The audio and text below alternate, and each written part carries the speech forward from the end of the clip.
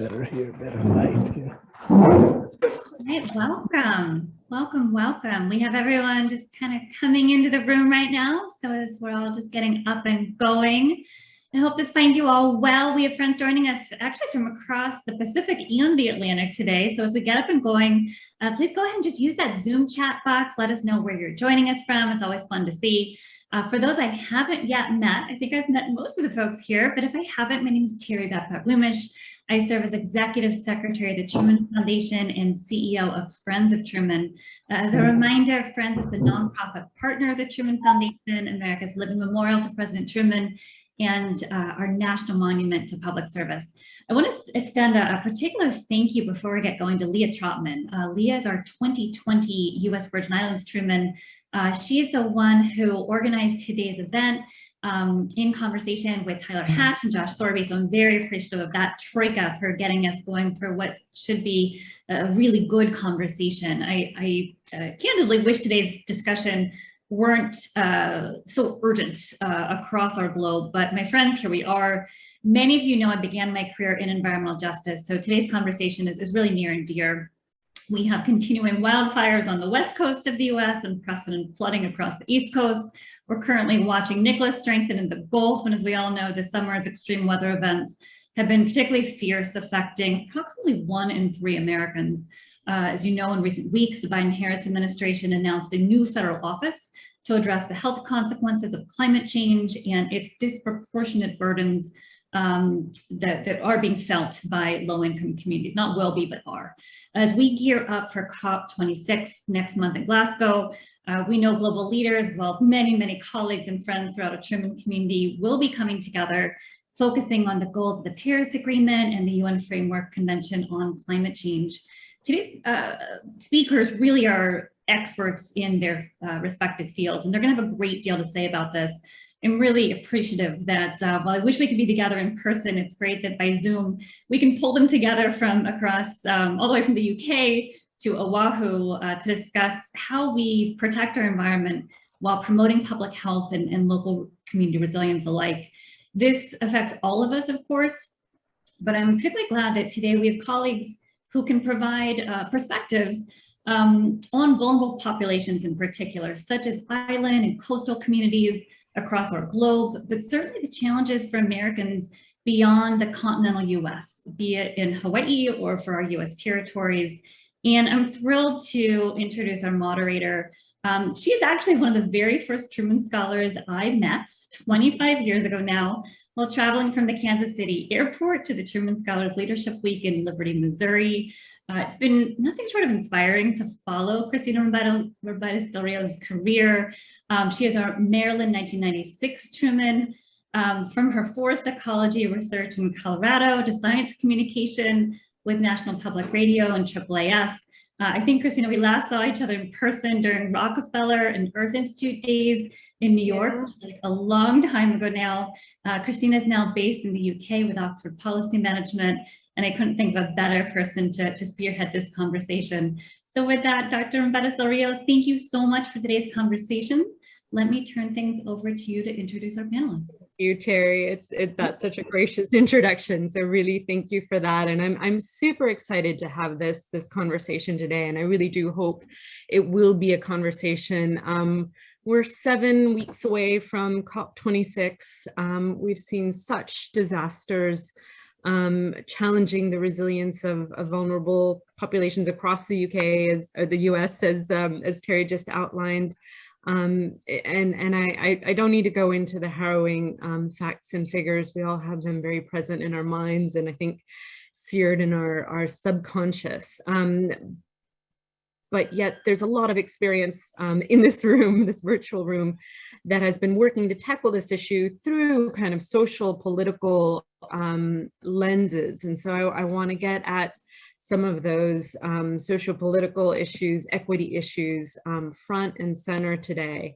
So let me introduce our first victim or speaker here. I'm going to start with Gustavo Garcia Lopez. Gustavo is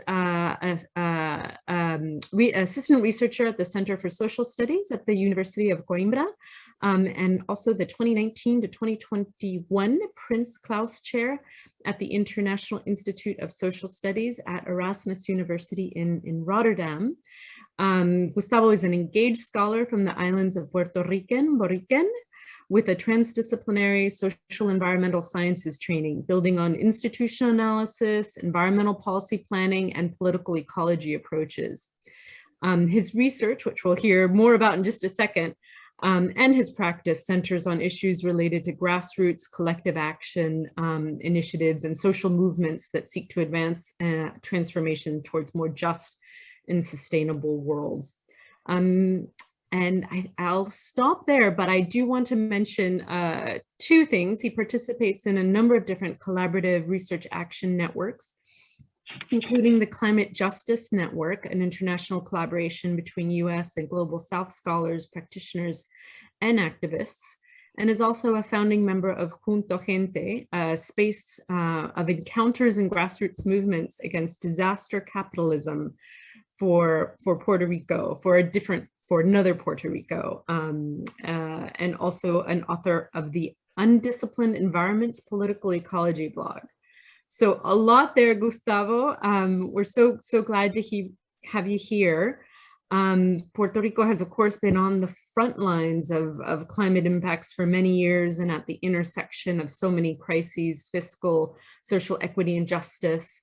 I'd love to hear more about your research, more about your work, and how you understand the kind of interplay of climate with those various other factors at play.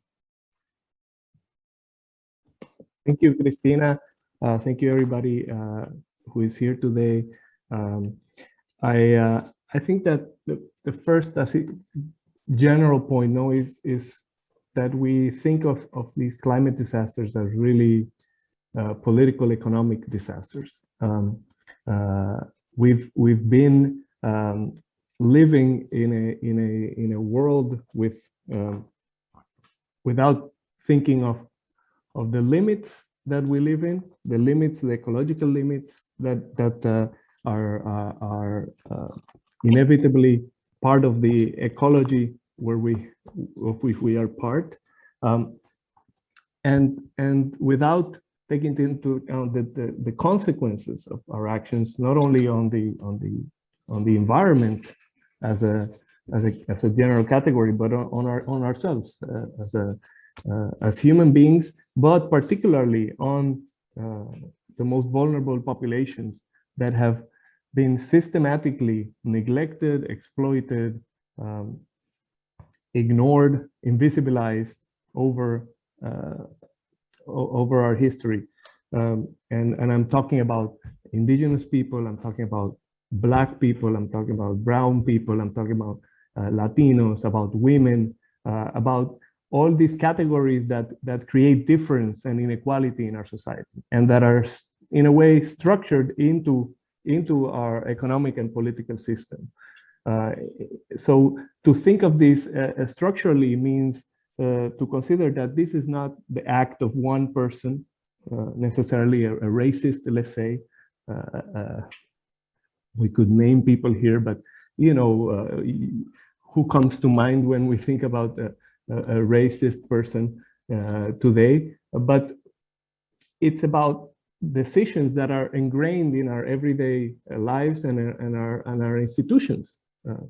And we could talk about a long history of racist policies, of gender-biased policies that have really created inequalities that then not only magnify the impacts of climate change, but are actually at the basis of how we've come to this crisis. Because it has been through the exploitation of indigenous people, of Puerto Ricans, of Hawaiians, of many peoples across the globe that have been systematically exploited, that we have come to create the wealth of our economic system and the growth of our economic system to reach the point of this climate crisis. So that's like a very general point about how to think about the climate disaster as a political and economic disaster. It if we want to really address the climate crisis, we really have to confront these structures of inequality and exploitation, and the conditions of our economic system, which is perpetual growth based on this unequal treatment of people and unequal process of accumulation of wealth and benefits and costs. So we have some people that are accumulating most of the profit from these activities of our economic system, and a majority of people that get socialized the most impacts from these decisions. And so I think that's a very general point, and we can get into more details about Puerto Rico. My research has really tried to address these inequalities in the context of Puerto Rico, but not only address this a little bit more about it in the context of Puerto Rico. That would be interesting to hear. Yeah, I think that in the context of Puerto Rico, we have to look at how we all remember Hurricane Maria in 2017 and how devastating it was for Puerto Rico, but particularly for not all Puerto Ricans, but for a majority of the population. And it wasn't, in a way, it wasn't something new. We were reminded, of course, of Katrina in New Orleans. We were reminded of other disasters that have had the same characteristics. And Hurricane Maria really unveiled a long history of decisions that led us there, a long history of policies and inequalities that led us to where that devastating impact. And let's start with the process of, we could point to many things, but if you look at the history of Puerto Rico, basically it's been a territory of the United States for the last 100 plus how many years, since 1898. And basically, as a possession of the United States, it's meant that we've been basically used in any way for the purpose of, for the interest of the United States for a long history. Now this has, let's say, become less visible in the last 50 years after we became a free associated state.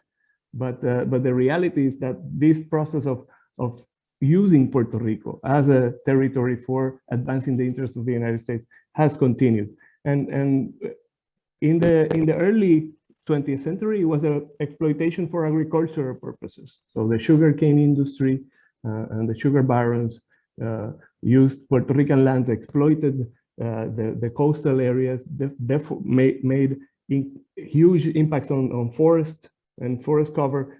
And this degradation also came with a racialized exploitation of the people who lived in the coast, mostly ex-slaves who then had to work under slave-like conditions and continued to be impoverished.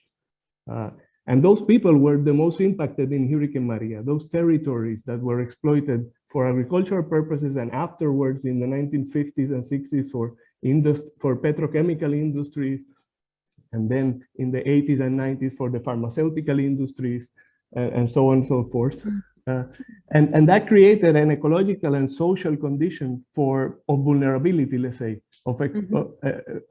and then you add to that the fact that all of that benefit, where did that industrialization, who did it benefit? And if you look at the crisis today in Puerto Rico, the economic, the debt crisis, let's focus on the debt, you know, the 70-something billion debt that we have. How could we have had so much wealth and development activity, so much investment, and then have that huge debt? And then you look into the debt and you see also the coloniality of the debt, and how the debt was not only shows how this wealth was extracted from Puerto Rico, but also how now the debt is used to impose a series of measures, let's call them austerity measures, that further have impoverished and made Puerto Rico vulnerable to disasters, to climate disasters like Maria. And with that, I think that's kind of an example, no, of with very, very general, no, because it's a long history. So going into the details. No, thank I think that explains the kind of the threads that come across. In your introduction, you mentioned that you founded something called Juntochente, and I'm wondering if you could tell us a little bit about that. But also, you said it was in response to disaster capitalism. So I'd love to hear your definition of that, and I'm sure we'll get into that a little bit more later. But yeah, tell us more about Juntochente to start with. Let's start. I mean, Juntochente was founded in that context of after Hurricane Maria, precisely because we realized that what was coming already. Disaster capitalism, meaning using disasters, which can be hurricanes, but can also be economic crisis, earthquakes, and the like, to advance, let's say, profit accumulation for corporate interest, and for political interest, to advance a series of measures that are broadly unpopular and not really for the benefit of the majority of the population, but for the benefit of very particular interests of, let's say, elites. And so we've seen that, and this concept was developed by Naomi Klein in a book called The Shock Doctrine, where she talks about series of examples about this kind of disasters over history. The coup in Chile in 1970, September 11th, the war in Iraq, but also Katrina and the like, where after the disaster, you see all these corporations, all these government elites allying with these corporations or sometimes the corporations are within the government because you have these revolving doors, and they pass all these measures, privatization measures to cut back on social welfare schemes, on education, closing of schools. And we were seeing that in Puerto Rico before Maria, but then after Maria, it became much more profound. One of the telling things was that Ricardo Rosselló, our governor there then at the time, who was then kicked out 2 years after because of these corrupt schemes of disaster capitalism, he basically, one of the first things he announced was the privatization of the energy company, the public energy company. And now it's a done deal, let's say, the privatization of the company. And we see already, they have already asked for, I don't know how many tariff increases in the first year of Operation Luma, and they will continue because that's what happened also with the roads. We also saw the privatization, the increase in privatization of schools, etc. And of course, the debt payment and how that was used as an excuse. Now we have to really pay the debt because we need to set the course straight again. So and Juntochente, what we thought to do was really to visibilize these and to create a space. We call it a space of encounter between different organizations fighting for a debt audit, for an audit of the debt and a revision of the debt because of many illegalities that were committed during in the process of reaching this 70 billion debt. But also organizations fighting for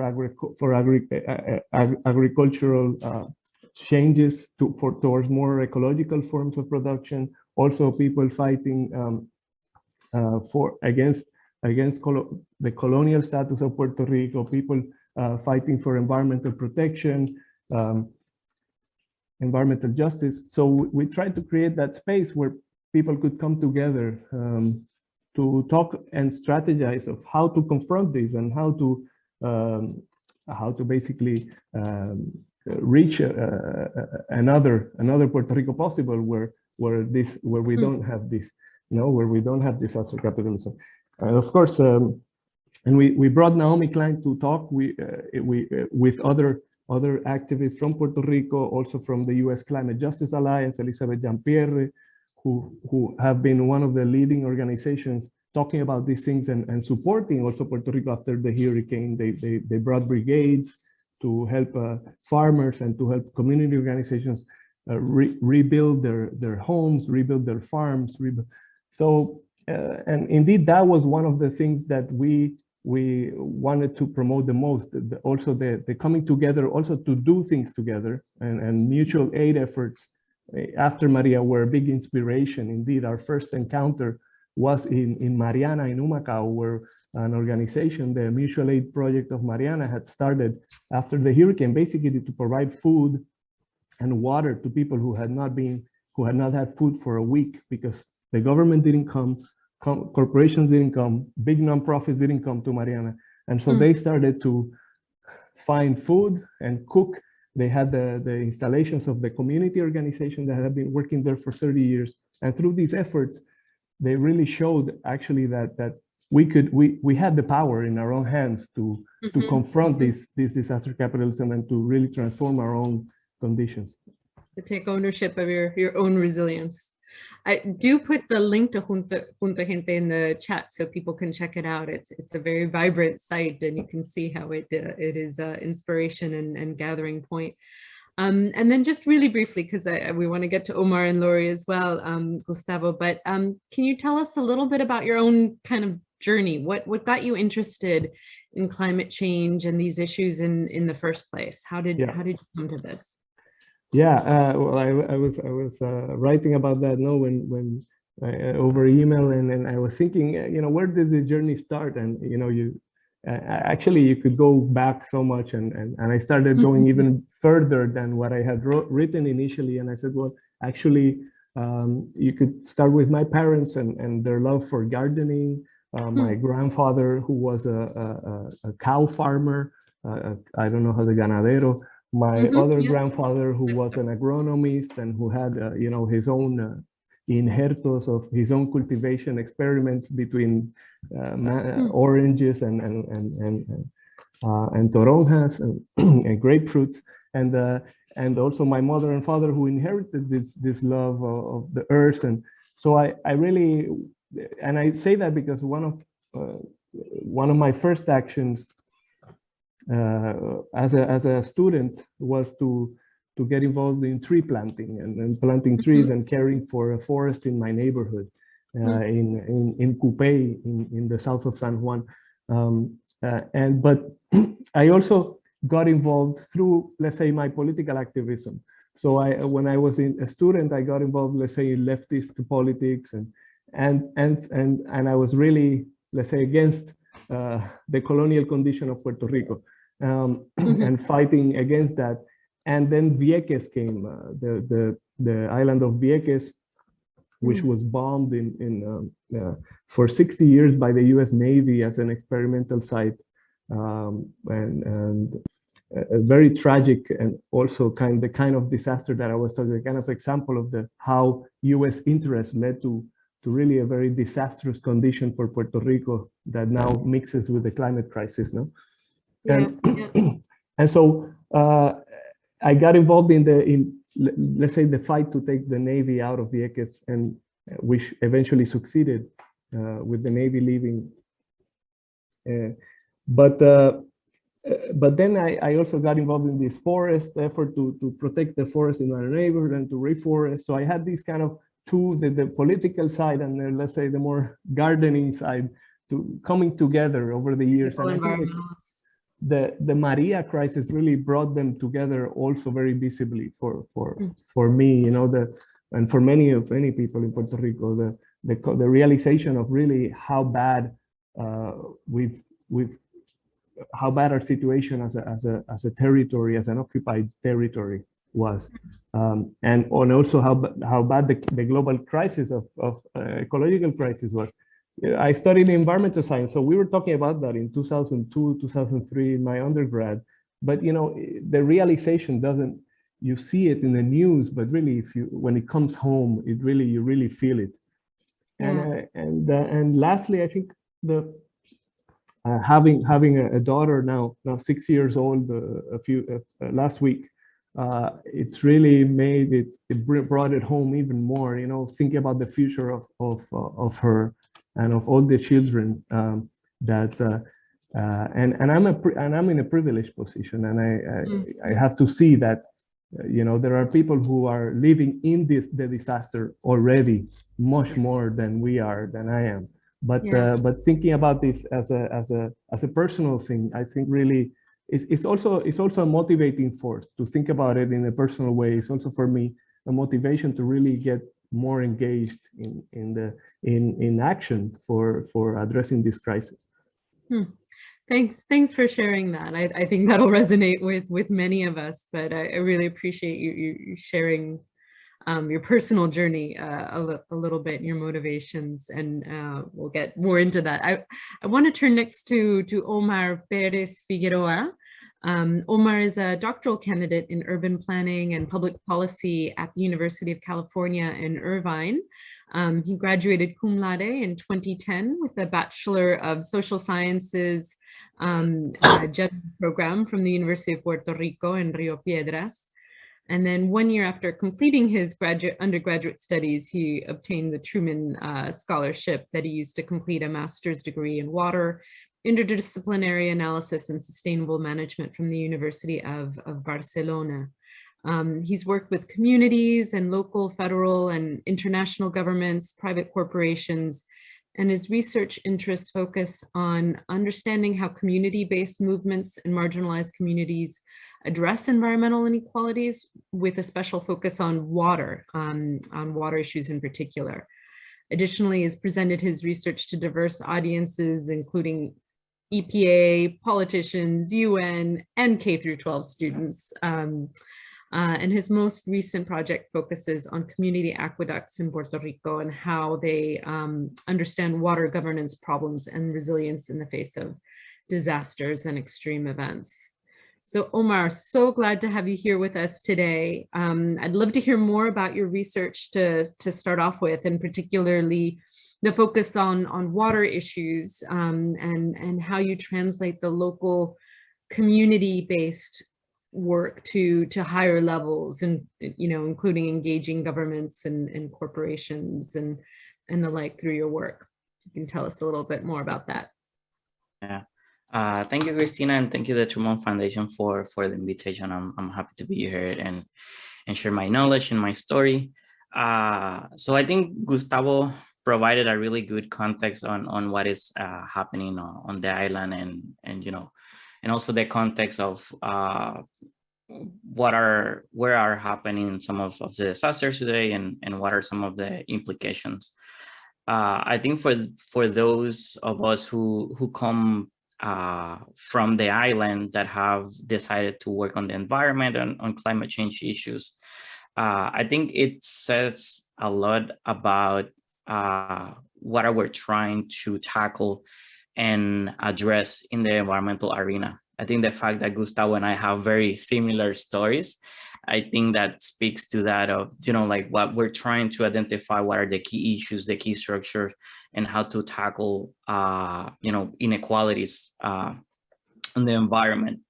And, like, for example, Puerto Rico has, I think, 3 or 4 winners of the Goldman Environmental Prize, which is, like the considered the Environmental Nobel Prize.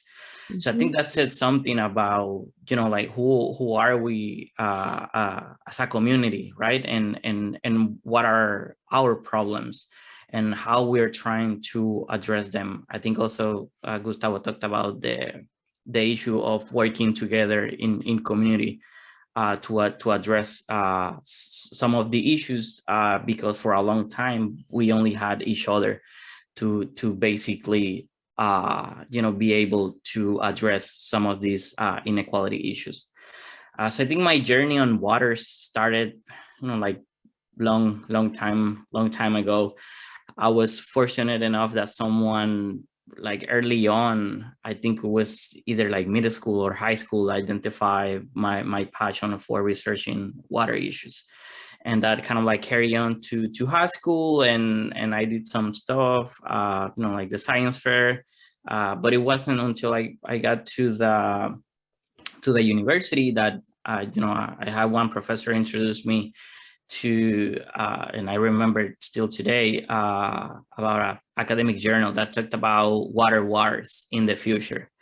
And so that was 2006. So for me to think about struggles and wars about water, it was something almost like futuristic type of stuff. Mm-hmm. I would never imagine back then that would become a reality now. You know, we have the examples in Brazil, Bolivia, Puerto Rico, in the Middle Eastern, and how water brings, you know, conflict and all of the, you know, like elements that come into play with water use, you know, like the power dynamics, you know, like government structures, and all of that. So early on, I identified that, you know, that was something that I wanted to tackle.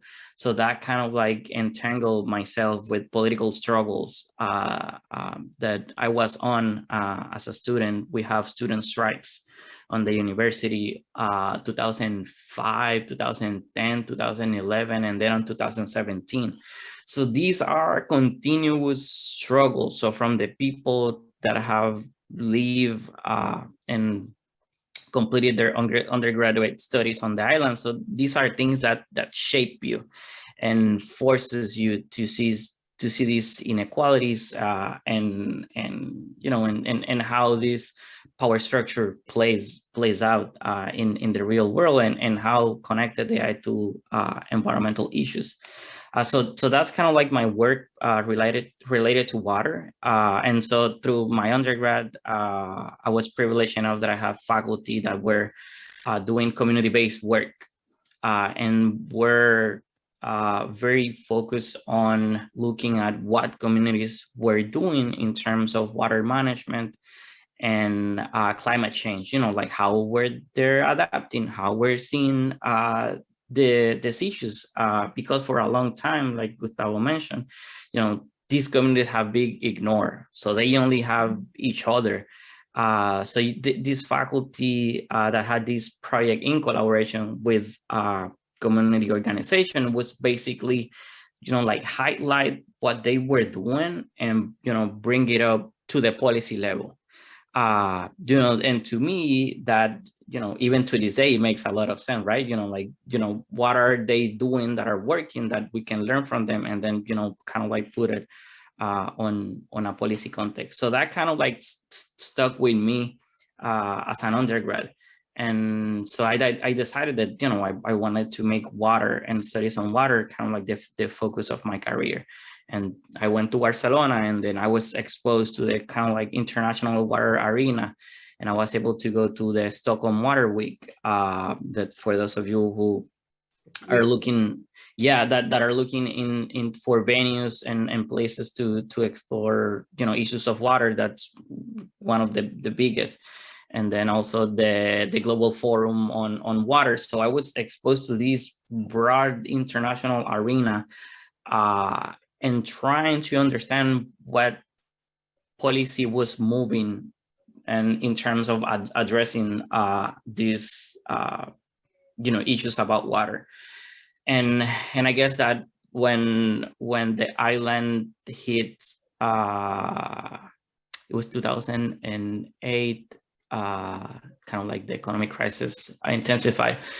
But when I came back from my master's, I was working on two projects that suddenly became halted because you know, we hit default. So the island couldn't pay its debt. And so the two projects that I was working for at the time, they were, you know, like pairing funds, you know, like the government put half, and then public agency put it the other half.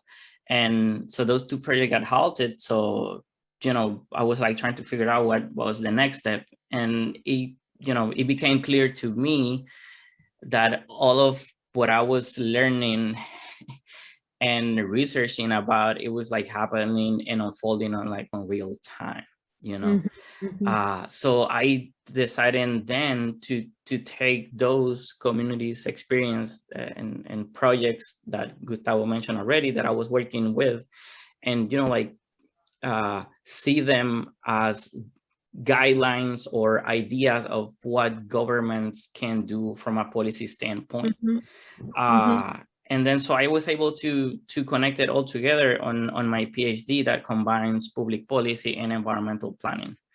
So right now I'm looking at community aqueducts, which became very visible after Hurricane Maria. And for those of you who don't know, these rural community aqueducts, these are basically communities on the rural parts of the island, very, very rural. Some of them, it'll take you like 2 hours from San Juan just to go and visit that community.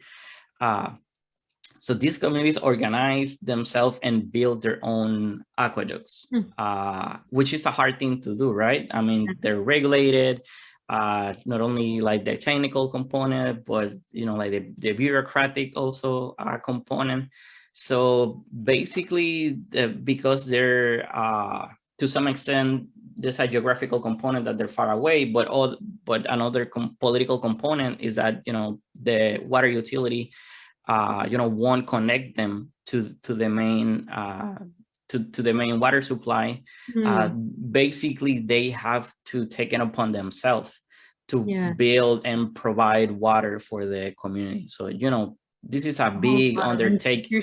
This is a massive undertaking on behalf of the community, and some of them have been done really good because they have like strong ties to NGOs and government, but some of them are not doing well and have water contamination issues, pollution. Some of them, they have closed the wells, and so I'm looking what are they doing in terms of collective actions that we can then take as an idea of what policy should look like in terms of disaster management and water governance.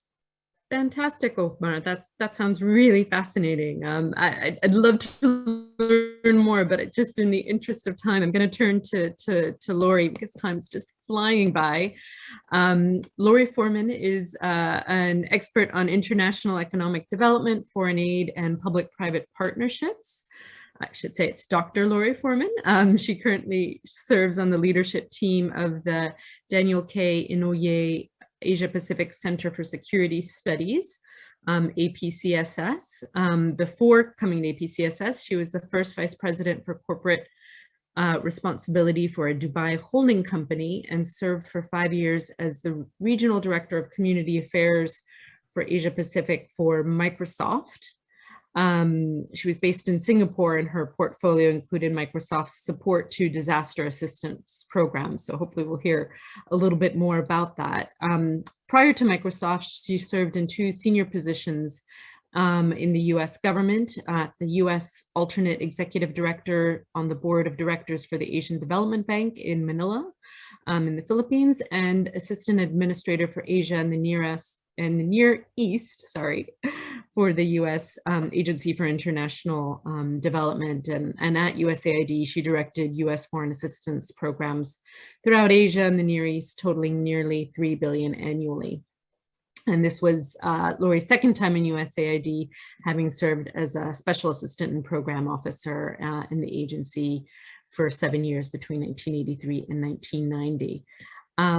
I'm gonna stop there because you have a very long and distinguished career, but I will mention that you have a BA from Augustana College, a Master's of Public Policy from the Kennedy School of Government at Harvard, and a PhD from Keio University in Japan. Laurie, you have a fascinating career. I would love to hear more about it, but I'd love for you to particularly hone in on the private sector side of disaster resilience and how you use your experience in both the public sector to help facilitate partnerships and with the private sector and overcome some of the friction points that might naturally come up there. Well, thank you, Cristina, and thank you also to the Truman Foundation for the invitation today, and to my colleagues on the panel here for their interesting remarks. One of the advantages of being the oldest person on the panel is that you have a longest career. So, but my career, as you mentioned, is a little bit different, I think, than most. We all know the quote that's attributed to Einstein about spending most of your time appropriately defining a problem, and then you don't have to spend as much time solving it. And that's sort of what I based my career on. And the key to defining a problem is selecting the proper frame. And there isn't just one frame to look at things, one legitimate frame. There's many different frames to look at it. And that's why I deliberately wanted to look at my core interest, which was international economic development, from multiple frames. So that's why I've served in state government, federal government, multilateral institutions, NGOs, business, and academia. And it's given me that perspective to be able to look at the pros and cons. Now, to speak to the private sector element of it, let me talk to the other ones as well. I mean, governments too often look at disasters as an event. You gear up and respond to it when you need to it, and then you go back to daily business. Governments can do amazing things on short bursts like that, but that's not that's not going to speak to the resilience issue that we were going to talk about as well. And same with many of the NGOs that are not the disaster NGOs. When the disaster hits, they'll apply all their passion to the immediate solution, but that's not sustainable over the long term. What we draw out of business, and I will see Gustavo's point that there are some businesses, but there are also NGOs and governments that will be opportunistic when it comes to a disaster and response to a disaster. But let's look to the good side of it. One of the things is that most businesses, whether it's a little mom and pop sorry store on the side of the road in the Philippines, or whether it's a big multinational corporation, they have business continuity plans. And they game it out for various scenarios, whether it's natural or man-made, sudden onset or long-term. And so when people are looking for advice about how to address disaster locally or to build resilience, I often tell them, they don't need to go look for the high-priced international consultants. What they need to do is just look at the business community in their own community. And that can be, an indigenous business. It can be, it doesn't have to be the foreign expensive consultants. And that's one of the things that in my current job, I'm working for the Department of Defense, I'm teaching. And one of the things that we talk about is this ability to look for, in the context of partnership, the positives out of each of the sectors and each of the frames. And so there's positives in indigenous knowledge that should not be ignored. There are positives in the business approach to continuity planning, which is a more resilient look and a more long-term effect than the episodic respond to the disaster type of approach.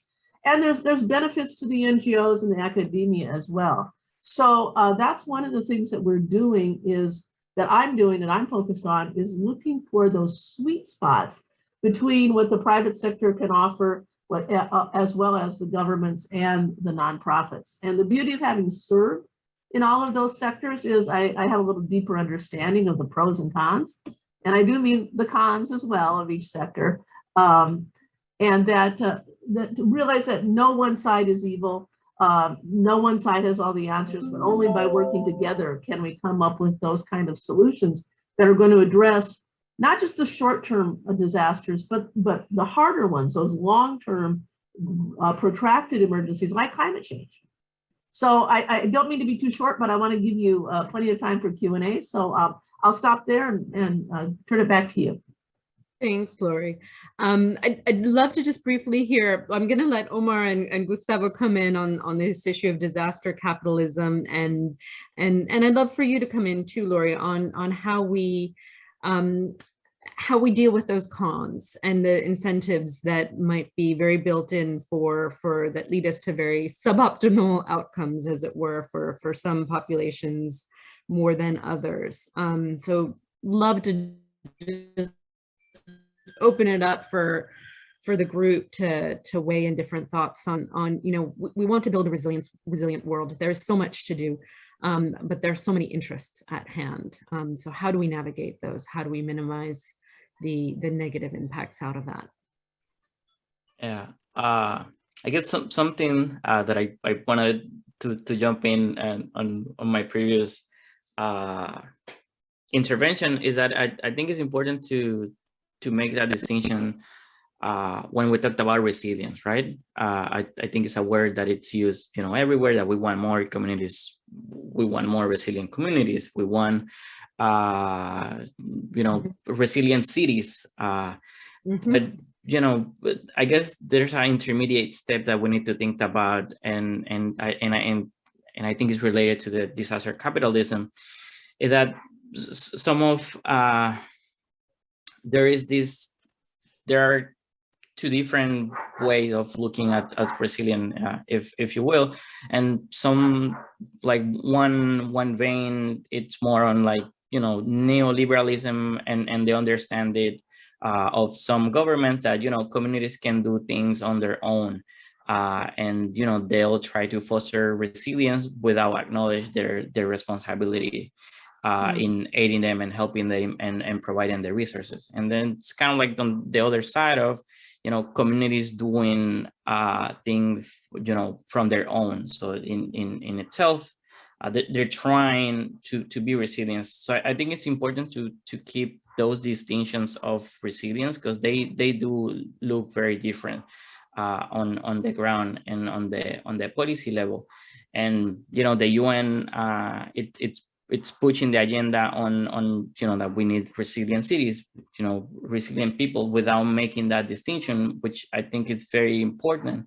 Because if not, you know, we can have the wrongful notion that everyone has the capacity on adapting to what, you know, on extreme event and climate change impact, when reality is that, you know, people don't, you know, like underrepresented communities and those historically marginalized are the ones hardest hit. So, you know, making that distinction, I think it's key when we think about disaster capitalism and how these different forces are pushing their own ideas of what resilience should be in the context of disasters.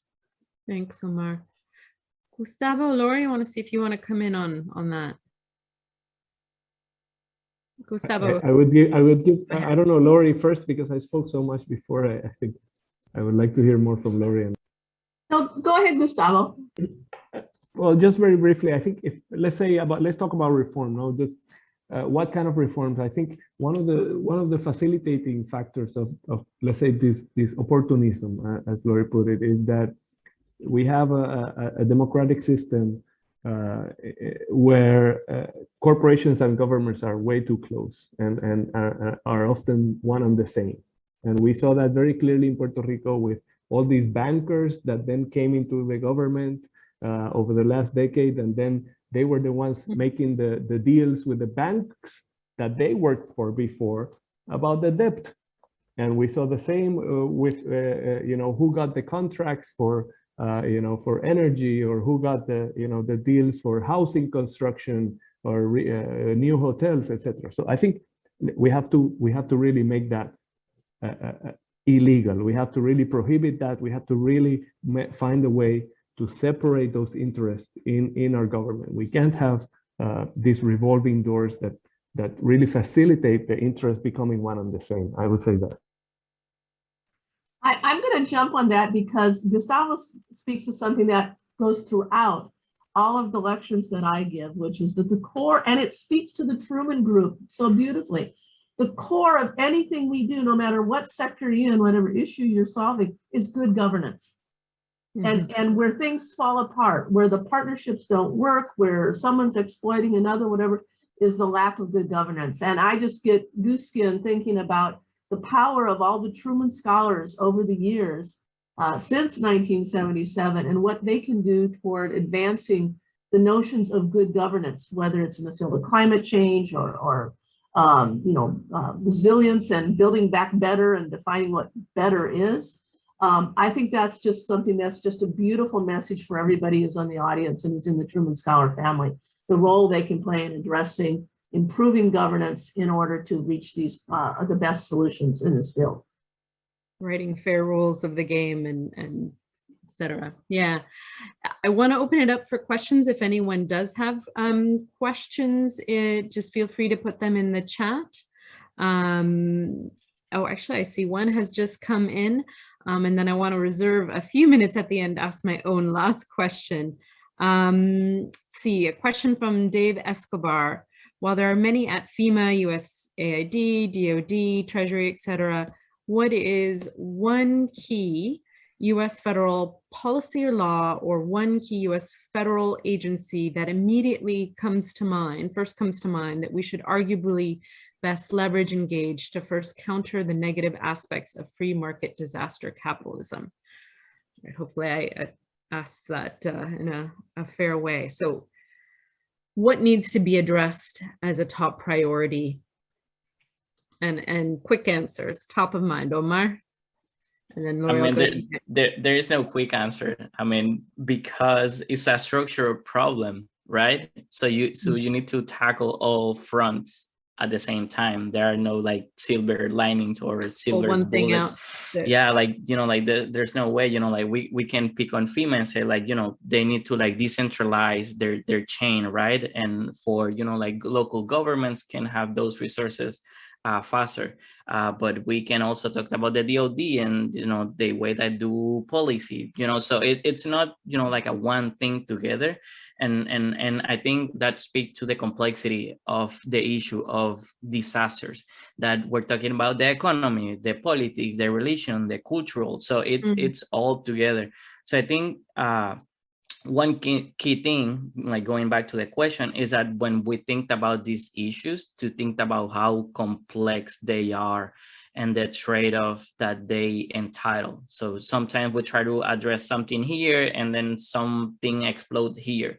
So if we're going to tackle all fronts and really make a difference, we need to be very mindful of those trade-offs and how complicated and the complexities of the system that is, you know, like very entrenched within, you know, all of these structures working together. Understanding, taking a systematic view, and understanding the trade-offs. Laurie, what would you answer? I was going to say, since I work for three of the four agencies mentioned in his question, hard to pick one. I would go with USAID, but my point would be is it's not just the federal agencies. It is, you know, the whole of society. Look at that. But the one policy or whatever I would look at in terms of just sort of basic disaster response is this notion of using it as an opportunity to empower the local community rather than to empower an external source. And that comes in the best practice of not sending food to a place, but buying food locally nearby the disaster site to help, first of all, cut the costs, but also to help encourage the local resilience and sustainability by buying locally from what's available, if there is something available, rather than shipping in something. You know, go to build, use it as an opportunity to build local community that's been affected, rather than to empower or to be a surplus dump for something that someone else has. Over. Gustavo, what would you answer? Just to second those points about the structural nature, and on also thinking about prioritizing local needs, community needs, particularly those of the most vulnerable. We can't do that without addressing and countering systemic racism and let's say patriarchy, if we want to use a big word, but the gender bias of our society, the racial bias of our society, the colonial system. So we really need to change that. That's a big structural thing. But in terms of policy, I think prioritizing the needs and perspectives and visions and aspirations of the communities that have been most impacted. And how do you do that? Well, when we talk about real meaningful participation, that's one thing that could be made into a good governance reform. But that really that means you start with the people, talking to those people before you even have the plan already. So what happens is FEMA comes with the plan. Okay, this is what we're going to do, and the Puerto Rican government, and Laurie's point is good, that it's not just federal, because we have our Puerto Rican agencies have been complicit in the whole thing that has happened after Maria, and many times leading it. So you need to really start the discussion before you already have the people you want to hire, the plan, the vision from the government side or from the corporate side. So I think that will be a short answer to that. Thank you for the question today. Thanks, Gustavo. We have another good question coming in, and 4 minutes left, and a question I want to ask too. So I'll do both and wrap up very quickly. Adriana asks, what in any way has COVID-19 pandemic done to reframe the conversation around community resilience or against natural disasters? Does anyone want to come in on that in 1 minute or less? I'll quickly say that that resilience, it's not something that we achieve and that's it. It's something continuous.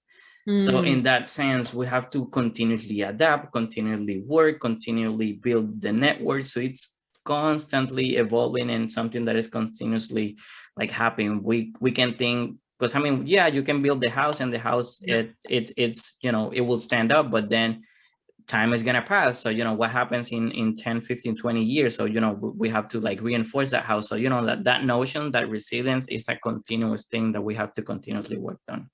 Fantastic, Omar. Thank you for that. And one last question to each of you from me, very fast. Climate change is tough to work on. What keeps you motivated to drive for change? What keeps you going when the going gets tough, which it certainly has been? Gustavo? My daughter. Yeah, she has the magic, you know. Oh, you're on mute, Gustavo. You're muted, Gustavo. My daughter, she keeps the vision, the magic alive, and she really inspires me to continue fighting. Fantastic. For. Omar, what about you? I know you have a little. Yeah, I would say, you know, along the same lines of Gustavo, but I think also, you know, the work that communities are doing. And, you know, like I think that that's one of the things that keep motivating on working with them, because, you know, they keep that hope very much alive, that, you know, that we'll get through things and we'll continue to build on. So I think a combination of community and family. Fantastic. Laurie, what about you? How can I top that? I mean, that's the great response, community and family. I'm lucky that my community is a network of international fellows that come into our programs. And I'm just inspired by everybody, particularly those who come from the places that seem to have the least, but then tend to have the most internally in terms of fortitude and desire to make things better. Yeah, fantastic. Well, thank you so much. I think we'll end on that positive and uplifting note and energize each other to keep going and keep driving for change. And Terry, I'll turn it over to you to wrap us up. Indeed, Cristina, thank you so much. Laurie, Gustavo, Omar, thank you for today's important conversation. Gustavo, I'm looking at you, given that your daughter's been growing up with these conversations at your dinner table. I'm already looking forward to seeing her Truman application. I have no idea how old she is, but I'm assuming we'll be seeing more from her and her very bright future too. It is remarkable how much terrain we've covered in just an hour, from the climate crisis and disaster relief to Laurie, music to my ears, your thoughtful remarks on the value of good governance. So thank you, friends. It's great to see you and hear from you and to learn from you. We'll surely be thinking of your insights as we all plan toward COP26 and for what we all hope will be a more sustainable, resilient future. And again, I love the way you put it, that resilience is not a state of being, but a constant process we're all working towards. So thank you for that. Everyone, thank you for joining us. We look forward to seeing you at future Truman events, including a conversation about the future of live theater with the Hudson Valley Shakespeare Festival's Katie Liverman on September 23rd. That'll be a very different conversation and certainly a great one. And then the third in our COVID-19 series is going to be on October 6th in conjunction with the Marshall Scholars. So again, friends, thank you so much for today's important conversation. Please stay safe and well. And with that, this concludes today's program. Thanks, everyone. Take good care. Bye, everyone. Take good care. Thank you.